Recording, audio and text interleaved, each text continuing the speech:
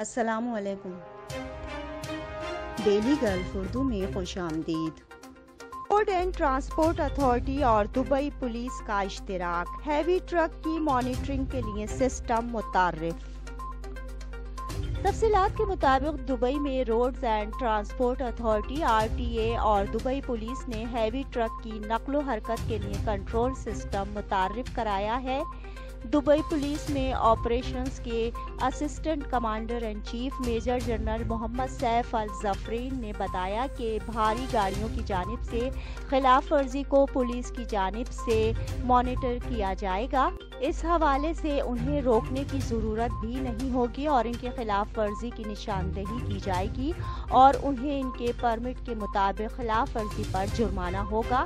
Engineering RTA میں traffic and road agency کے CEO میتھا بن ادائی کا کہنا ہے کہ یہ ٹریفک کے بہاؤ کو ہموار کرنے اور دبئی کی سڑکوں کے لیے مقررہ اوقات میں بھاری گاڑیوں کے خلاف ورزی کے نتیجے میں رش کو کم کرنے میں معاون ثابت ہوگا۔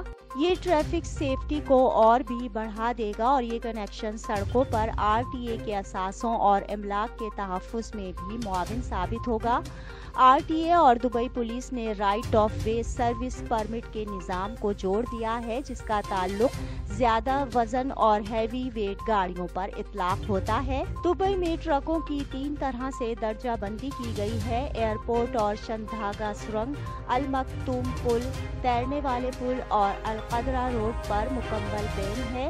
سٹی سینٹر، شیخ زید روڈ اور اتحاد روڈ پر جزوی یعنی صبح 6 بجے سے رات 10 بجے تک کی پابندی ہے اور اسی طرح صبح 6:30 بجے سے 8:30 اور مڈ ڈے بریک دوپہر 1 سے 3 بجے تک اور شام 5:30 بجے سے 8 بجے تک دیگر دبئی کی سڑکوں پر ہے۔